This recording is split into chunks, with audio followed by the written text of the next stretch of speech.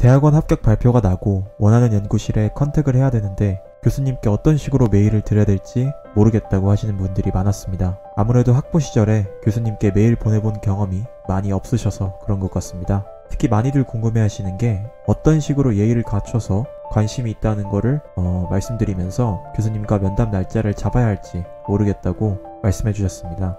정해진 틀은 없지만 우선 제가 보냈던 메일 형식을 보여드리겠습니다.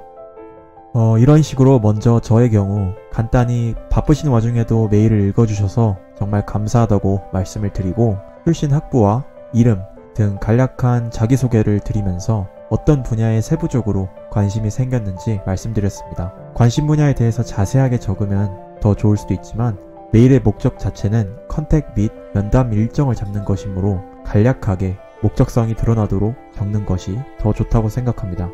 아마 교수님들이 많이 바쁘셔서 메일을 길게 적으셔도 핵심만 보려고 하실 거예요. 자세하게 드리고 싶은 말들은 면담 당일날 직접 가서 말씀을 드리면서 어필하는 게 더 효과적일 거라고 생각을 합니다. 아무튼 저는 면담 요청에 앞서서 봄 학기에 TO가 있는지부터 여쭤봤습니다. 나중에 알게 된 사실이지만 기획과의 경우 TO는 결국 학생들에 의해서 결정이 됩니다. 연구실을 결정을 할 때 나중에 1, 2, 3순위 랩을 적게 되는데 1순위로 적는 학생 수에 비례해서 해당 랩에 TO가 배정이 된다고 합니다. 그래서 경우에 따라서 교수님의 재량과는 별개로 학생 희망 수에 따라서 학과에서 해당 연구실에 TO가 배정되는 느낌이라고 보시면 되겠습니다. 인기 랩일수록 최대 4명에서 5명까지 입학하는 것 같습니다. 물론 교수님께서 마음에 드는 학생이 없다면 4명이 배정되더라도 1명 혹은 2명만 뽑는 경우도 있습니다.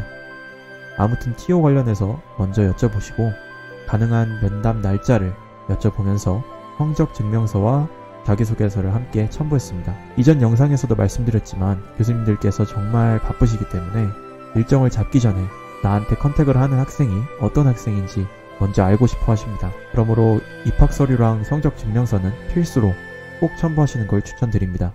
가장 또 궁금해 하시는 것이 여러 군데를 컨택할 예정인데 동시에 메일을 보냈다가 날짜가 겹치면 어떡하냐라고 하시는 분들도 많이 계십니다. 그런 경우에 너무 많은 교수님들께 한 번에 메일을 보내지 마시고 마음속에 정해둔 2개 정도, 2개나 3개 정도의 랩을 먼저 컨택을 하셔서 일정을 잡길 바랍니다. 어차피 교수님들도 학생들이 마지막 학기를 보내고 있다는 걸 다 알고 계시고 수업도 듣고 있다는 걸 알고 계십니다. 설령 면담 일정이 겹치더라도 사정을 말씀드리면서 다른 날짜를 다시 여쭤봐도 되니까 크게 부담 갖고 걱정하실 필요가 전혀 없습니다. 그리고 교수님들도 학생들이 여러 군데 컨택하는 사실을 다 알고 있기 때문에 한 명 한 명 학생한테 크게 연연하지 않습니다. 그러니 너무 부담 갖지 마시고 나중에 컨택할 걸 왜 그때 안 했을까 라는 후회를 하시지 않도록 조금이라도 알아보고 싶은 랩이 있다면 컨택을 드리는 걸 추천드립니다. 컨택은 정말 빠르면 빠를수록 좋습니다. 인기 랩일수록 많은 학생들이 몰리게 되고 결국 시간이 지날수록 면담을 잡을 수 있는 시간이 한정될 것입니다. 제 기억에 당시에 엄청 인기 랩이었는데 15분 단위로 학생들이 연구실 앞에서 줄지어서 면담을 기다리는 것도 본 것 같습니다. 아무래도 이런 식으로 많은 사람이 한 연구실에 몰리게 되면은 교수님께서도 정신이 없을 뿐만 아니라 충분한 시간을 갖고 여유롭게 면담을 진행하기가 굉장히 어렵습니다. 그렇다고 너무 서두를 필요는 없지만 비교적으로 시간이 여유로운 시기에 미리 컨택을 진행해가지고 교수님께 여러분들의 열정을 각인시켜드리는 것이 좋다고 생각이 됩니다. 아마 메일을 보내시게 되면은 답변이 오는 유형이 크게 3가지일 것 같습니다. 첫 번째로 가능한 면담 날짜 리스트를 알려주시는 경우입니다. 이 경우는 말할 것도 없이 그냥 준비를 잘 하셔서 바로 날짜를 잡으시면 됩니다. 이 두 번째 경우가 조금 애매할 수도 있는데 읽고 답장을 안 하는 경우입니다.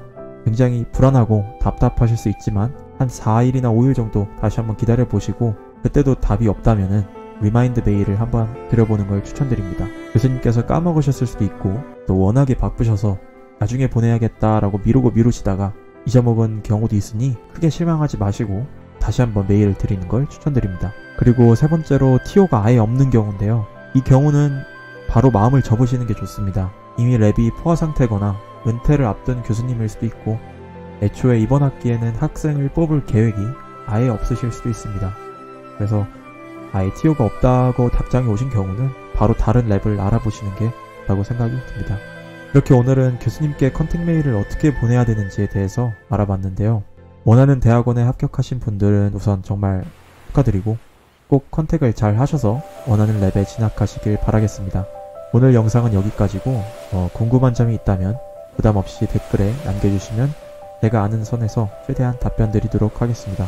항상 시청해주셔서 감사드리고 다음에도 더 나은 영상으로 찾아뵙도록 하겠습니다. 감사합니다.